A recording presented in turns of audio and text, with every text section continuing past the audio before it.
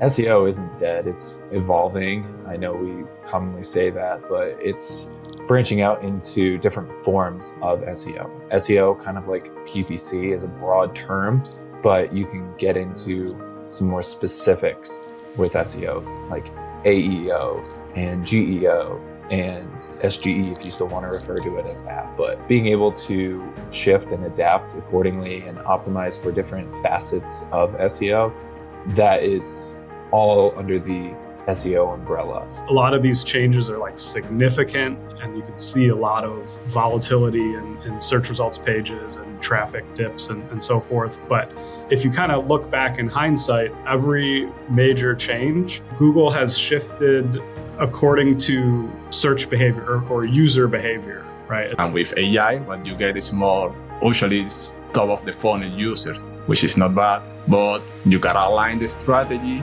with the state of the company. So I think it's an interesting moment that we gotta learn to address and to manage for our side, so we can not only retain clients, but also bring nice results to them. So I think that most of the things that have worked are going to keep working, because I think SEO has evolved to a point in which right now it's pretty optimal. I won't say it's perfect, because it's not. It still has tons of failures, but it's working pretty fine.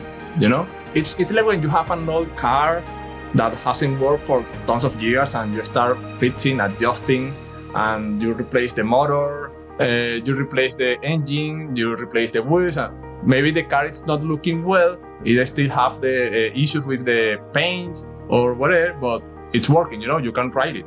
You can drive to anywhere you want with that. Maybe it's improvable, but it's working. I think that's more or less the stage of SEO. My name is Alfredo. I'm from Caracas, Venezuela, and I have been in the SEO world for around 5 years or a bit more. Right now, I'm in the project management side of SEO for a North American agency. Right now, I'm focusing on e-commerce, but most of my experience have been in the side of B2B and service providers. I've been in touch with several different areas of SEO because, well, I don't know, life took me to that. I've been in touch with technical, on-page, off-page content. I would say I'm not like a huge expert in each area, but I know the basis, and I feel comfortable leading with them and helping other people to manage these areas of SEO. Great. Hi, everyone. I'm Tarun Kahani. I'm the SEO director at Pure Visibility. We're a digital marketing agency in Ann Arbor, Michigan. I've been with the company about 9 years, so a good long time. Been in the industry over 15 now. Similar to Alfredo, I like to take sort of like a holistic approach, and SEO is a lot of things adding up. So technical influences, content, UX, a lot of overlap nowadays. So I lead the team here, run the SEO strategy for all of our clients. We focus on tech and healthcare, multi-location, and just a big proponent of doing things that move the needle, that help the bottom line, more so than a lot of just the top level metrics. And so that's my sort of philosophy around SEO in general. Yeah, I'll wrap us up here. My name's Dan Hamilton.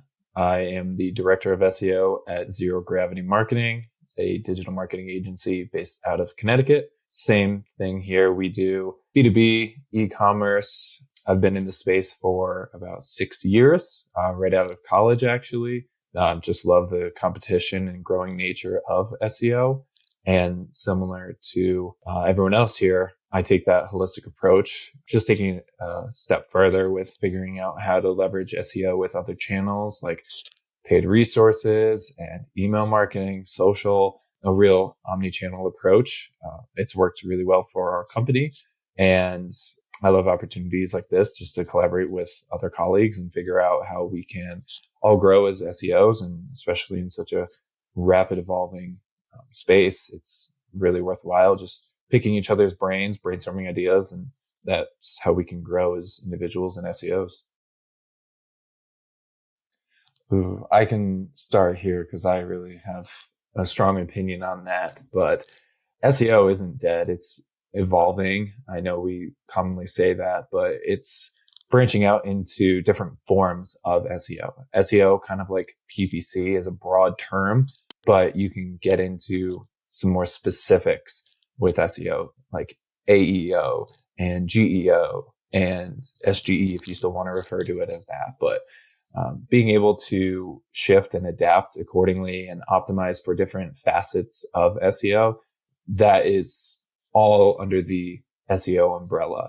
And it's constantly just figuring out and trial and error of how you can optimize for what the lay of the land for search is nowadays. So how can we optimize for these AI overviews? How can we utilize it while balancing our tried and true common SEO practices?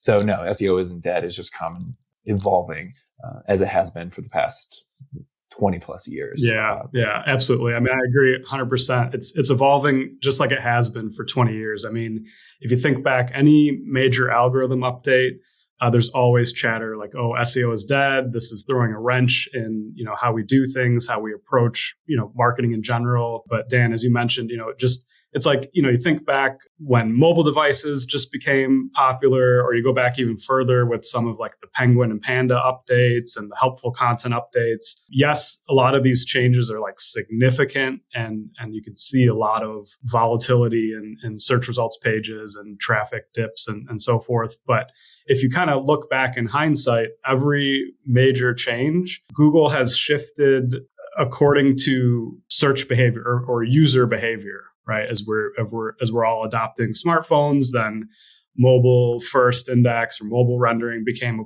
important.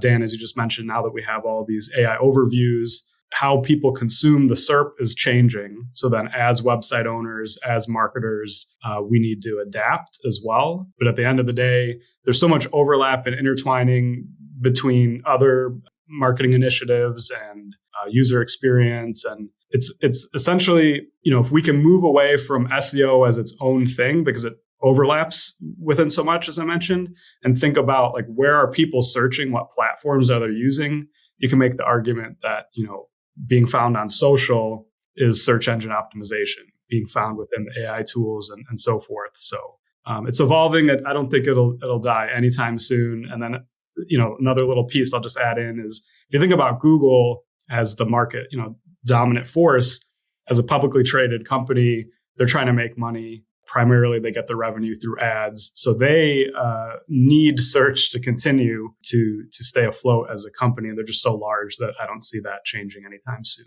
Actually, I think that SEO is going to die when people stop searching on the internet. I mean, most of the time when we talk about SEO, we think about Google. But as Tarun said, we use SEO whenever we search on the internet, whenever we search on social media. If you want to find someone or something on, for example, TikTok or Instagram or Facebook, they have their own algorithms, and that's essentially SEO. Yeah, I think it's going to be dead when people stop searching, and it's not going to happen soon. Unless people get kind of pretty bored about the internet, which I don't think that to happen.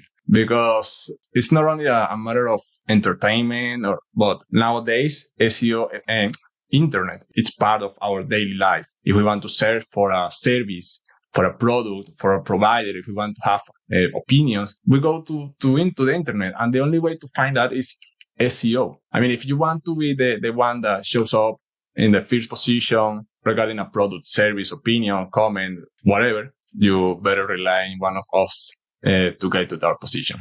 Yeah, 100%. You got to be everywhere that your user is going to be. Have you guys noticed a shift of when you're working with clients that they're more focused on, let's say, LLM results, and if their appearance in Copilot or ChatGPT is overtaking their fixation on just previous Google results? Yeah, I think it's an interesting question. We see it kind of two sides.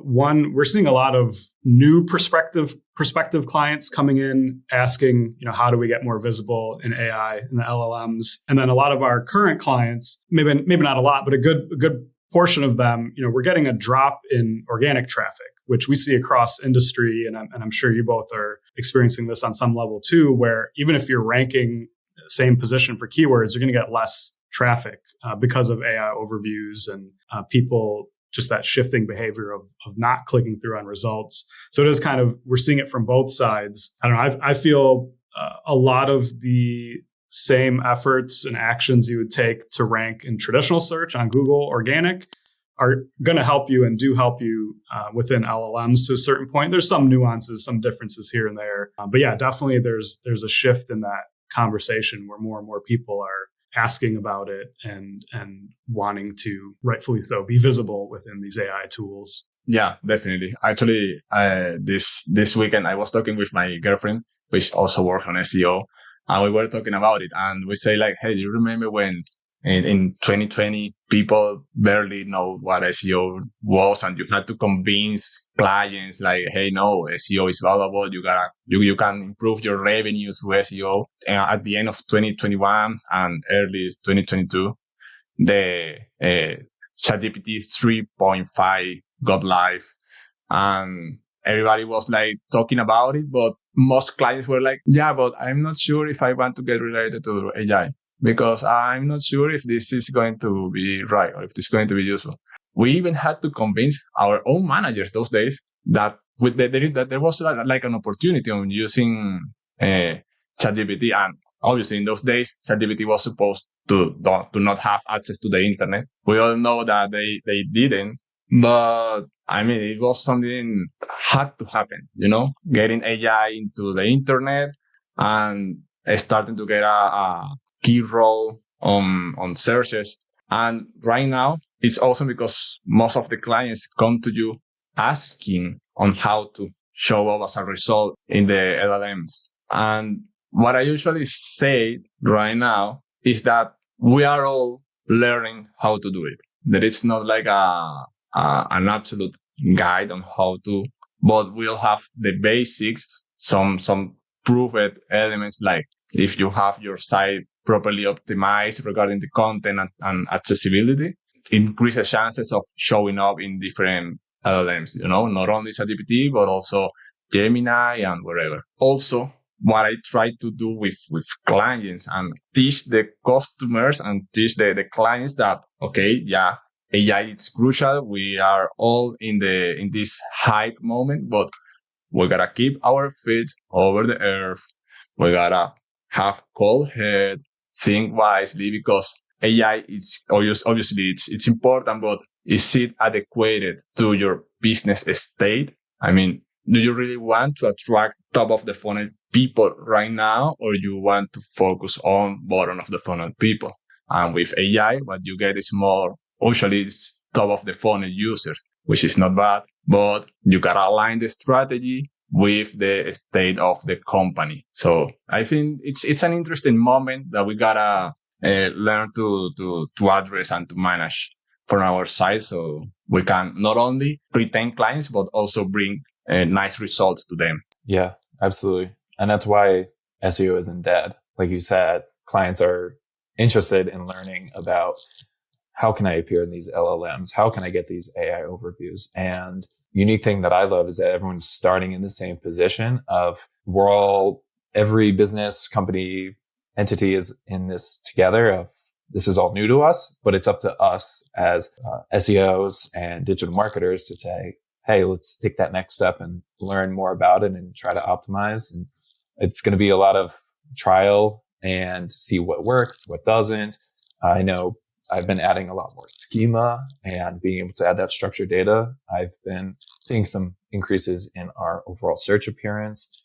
Getting back to the essentials of content as well has been crucial. Like you said, Alfredo, to your point of the top of funnel versus the bottom funnel, how are we increasing our visibility in search, but also leading users down the funnel to get those conversions? It's great to appear for the who, what, when, where, why, hows, but how often are those really getting the conversions that we want?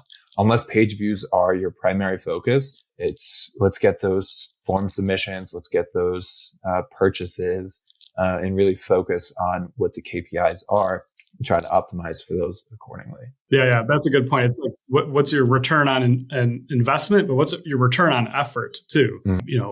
Metrics, like these top level metrics are good, but then as you both alluded to, right, a lot of the traffic that we may, or the keywords we may rank for on Google are top of funnel, are we going to get the click? Even if we do get the click, are they going to turn into some sort of conversion or lead?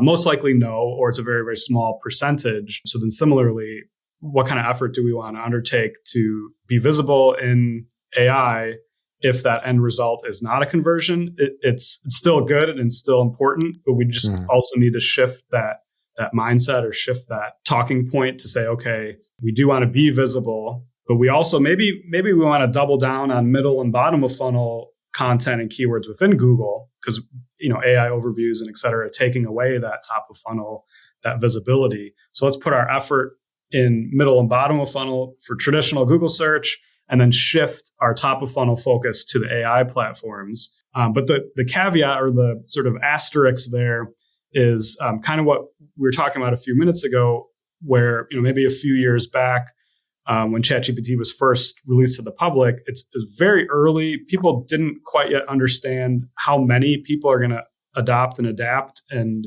utilize this tool on a day-to-day basis. Fast forward to now, and we see that it's quite significant and it's quite quick how drastic things have changed. But we also, I think, Dan, you made a good point that we need to think about, for example, that the tools that we have for tracking AI visibility. It's like the early days of keyword tracking tools and essentially any marketing tool. There's nothing that shows us how many times a prompt was searched for a month on ChatGPT. Like there are things like Google Keyword Planner. So we can track visibility and overall brand awareness and different things like this, but we don't know how often actual users are typing that in. And then, as we're all well aware, within the AI tool, a lot of it is context. So it's going to give me a certain set of results or certain answer information based on my previous conversation, which is a lot different than anybody else using the tool. So I think we're still really early on, as you alluded to, Dan, and we have sort of a responsibility to guide the discussion as SEOs, as marketers, so that the larger business community knows what to expect and knows what's realistic moving forward. Yeah, I want to know if you guys have experience, if you have tested with some particular techniques regarding AI, LLMs results. Because, for example, from my side, I didn't try this. It was the dev team, actually, the one that discovered. So shout out to them. Actually, they were playing with the robots.txt doc, and I cannot remember exactly, but they entered like a couple of lines that is LLMs the access to the site and where to go, the where to go. So that's honestly, in this point, I still don't pretty fully understand it, but they did it and it's working somehow, but it's working. I think that's the stage in which we are testing, evaluating, trying how as you say, Tarun, when we were at the beginning of this keyword tracking tools, it was like, try, let's see what happens. Okay, let's try again. Let's see what happens. And this type of iteration in which we improve the results each time that we try. The most we try, the better result we got. I think that's going to happen with LLMs and SEO. Now and in the future. Absolutely. And I think that's business 101 or maybe marketing 101 is test, is iterate, right? It's just experimentation, see what works, within reason, within some sort of confines, but see what works, double down on what's working, nip it in the bud. If it's not working, pivot some resources accordingly. But yeah, there's a lot of things. I mean, Dan, you mentioned earlier, and maybe you can expand on this in a moment, like, things like structured data we're seeing are really important. Some of the tests that we run is we use the tools to get an understanding of, what prompts or what long tail queries are our clients, the brands showing up for, where are we not, where our competitors are. We look at the sources that are being cited. Again, it's really, really similar to link building or evaluating a backlink portfolio. We look at what sources are being cited for that information in the AI. And then if the client isn't mentioned on that page, can we get the client mentioned on that page? So just kind of looking at what the reasoning is, or trying to decipher, reverse engineering why it's showing up, and then making changes. And sometimes that's, as I mentioned, trying to get mentions on third-party websites. It's maybe just restructuring the page format. Like LLMs they, the biggest difference between an LLM and Google, for example, is essentially the LLM is trying to summarize and synthesize the information and give the user an answer or a few paragraphs of information, whereas Google's trying to return page of many results and have the user make a decision, whereas the AI wants to kind of help you make that decision and then take you down to the next step. So a lot of times just reformatting your content to being more succinct to get straight to the point, and then later in the page expanding upon it. So that's what we've seen work, is a lot of like content modifications or enhancements, the citation example I gave, and then schema as well. But Dan, I'd be interested to hear what you've been doing recently, if you've seen any particular efforts have better results than others, or just what your sort of philosophy around that is. Yeah, that was a great point about the citations and not getting mentioned.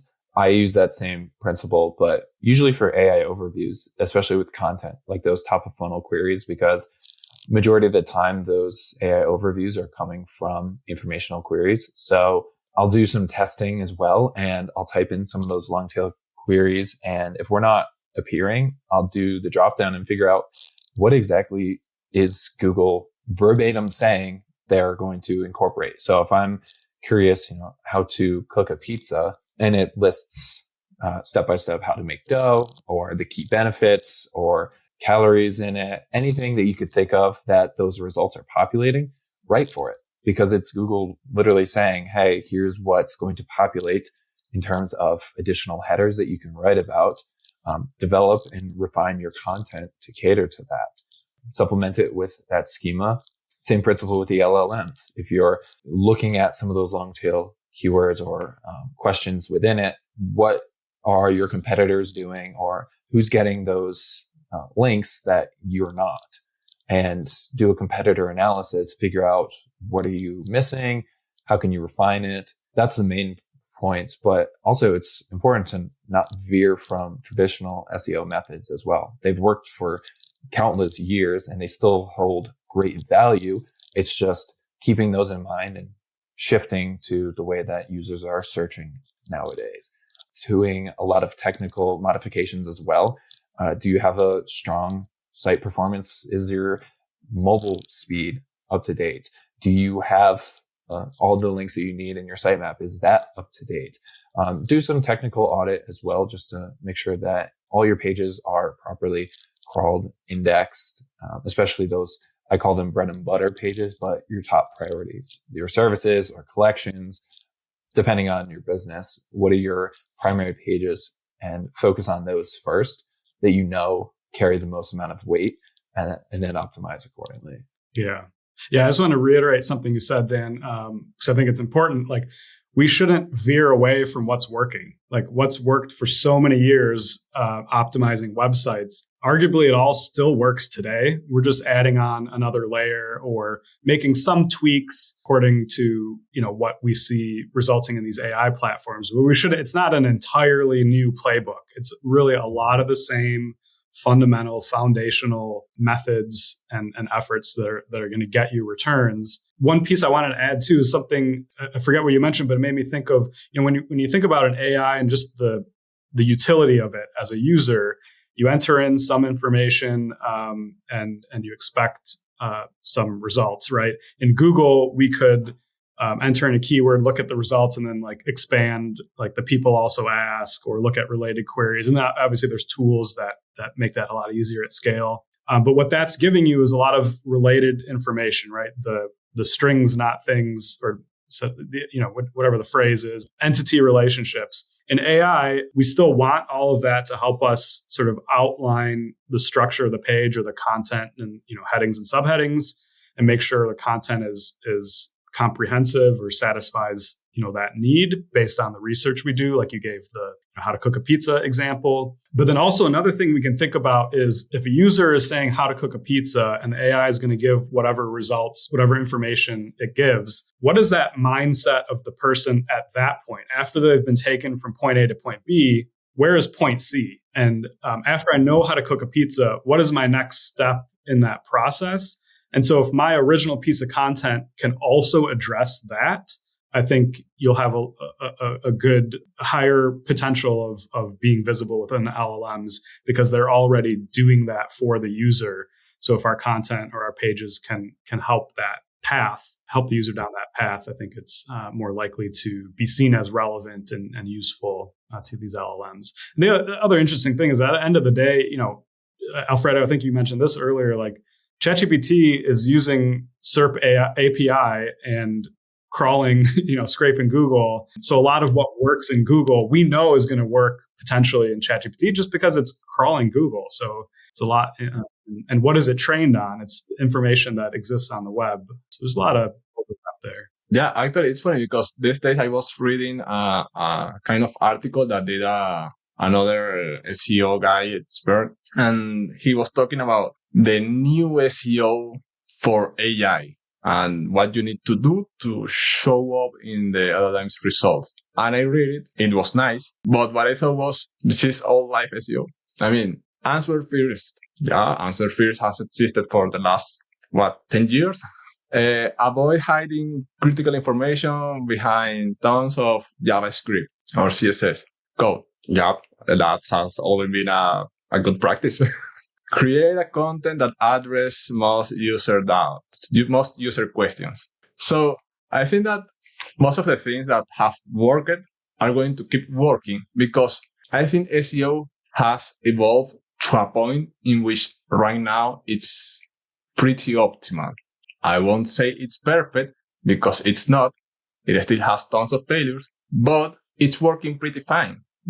It's like when you have an old car that hasn't worked for tons of years and you start fixing, adjusting, and you replace the motor, you replace the engine, you replace the wheels, and maybe the car is not looking well. It still have the issues with the paint or whatever, but it's working. You can ride it. You can drive to anywhere you want with that. Maybe it's improvable, but it's working. I think that's more or less the stage of SEO. What have been working for the last, I don't know, maybe 10 years, it's going to keep working. What we need to do is to stick to that. And as we said, try. As Tarun said, iterate the practices, iterate the strategies, and evaluate the results. Address the clients. Yeah, it's a blended strategy.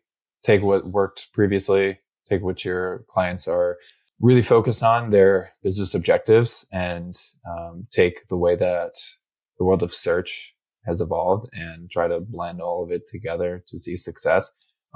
It's just important to stay on your tiptoes and be comfortable being uncomfortable with these changes in AI, and just know that you can always fall back to some of those traditional SEO methods to get your footing back. But if you really want to take the next step, always staying proactive with others on LinkedIn or other forums that are taking those calculated risks, like you said, Tarun, and just figuring out what do we need to do. And you're not changing everything overnight, but you can take those baby steps that slowly get larger and larger until you feel really comfortable about these transitions into this AI role, essentially. And then always cross-reference what's worked, what hasn't, keep a log, use your tools, like you mentioned as well, your search console, your analytics, or if you're someone on the SEMrush or Ahrefs ends of the spectrum there, and figure out with those tools how your performance has been.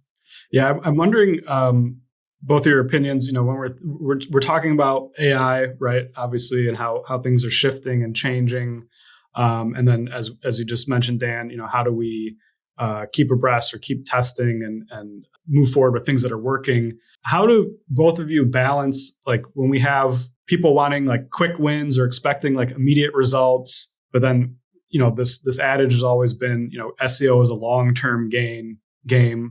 Just interested in both of your perspectives there. Like, how do you sort of balance that when people are maybe expecting something quick, and then nowadays with AI, just everything is sped up, but then we know that there are certain efforts that take longer to see results. Yeah, that's a good one too. I'm in that same boat. A lot of it is coming down to what are those quick wins that we can kind of address right away. What I've seen is just taking a look at the technical side of things, addressing any indexing issues, the low-hanging fruit of title tags and meta descriptions as well, those tried and true SEO practices. And then I'll usually prioritize some of those main bread and butter pages, the home page, do an internal linking audit. From there, those long-term goals of a well thought out content strategy with content clusters, overarching internal linking structure, optimizing for your EAT.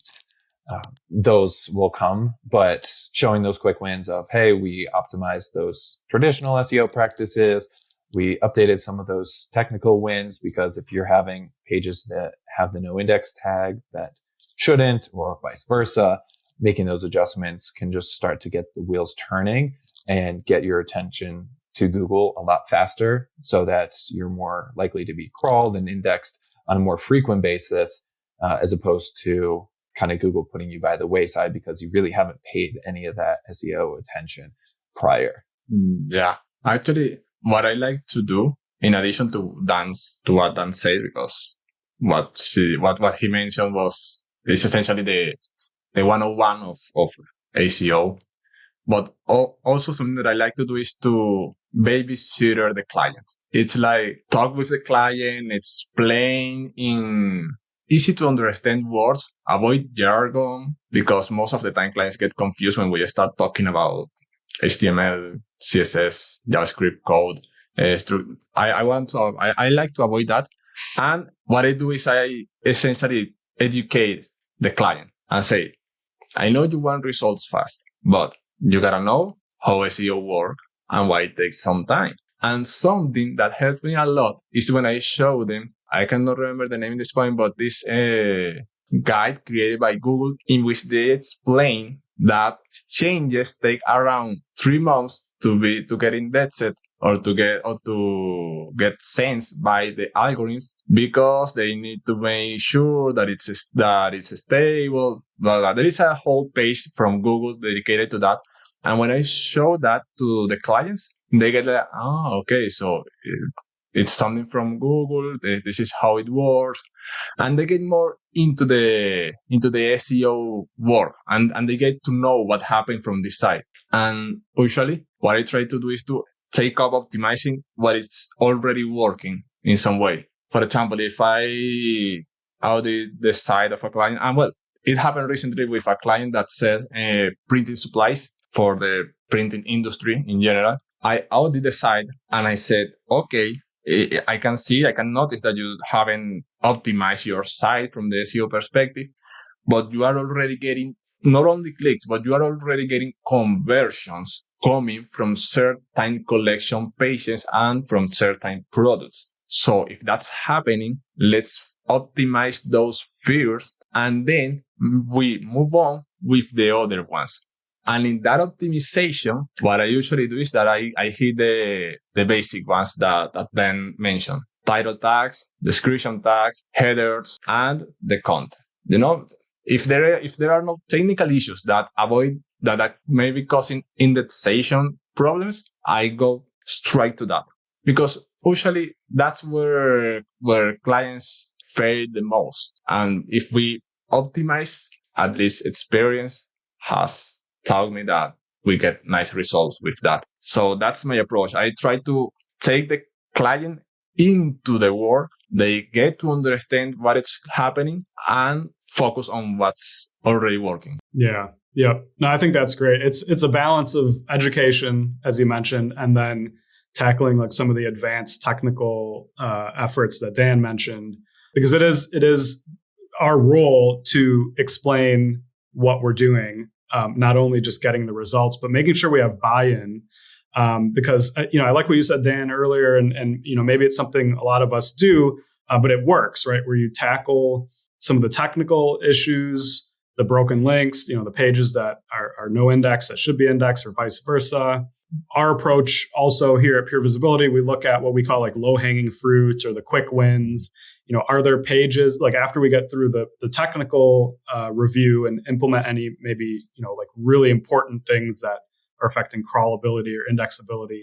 Move into pages. I think, Alfredo, you mentioned this a bit, where if we're already getting conversions, let's figure out what's working really well and try to amplify that or apply that to other pages.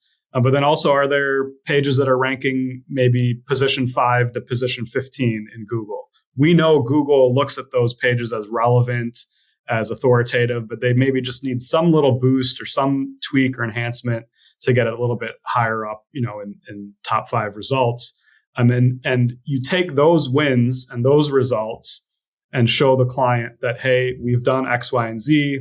Here's what it's resulted in, or here's what we expect the result to be, but it'll take 30 to 90 days based on Google developer guidelines. And you put that in motion and you're sort of laying that foundation, not only from the website side, optimization side, but you're laying that educational foundation and expectation setting, saying that, hey, we're going to put things in motion, do what's necessary for those quick wins or to get some results. In parallel, we're going to build this long-term strategy that's taking time and that maybe takes more buy-in from other departments at the client side or upper management or something.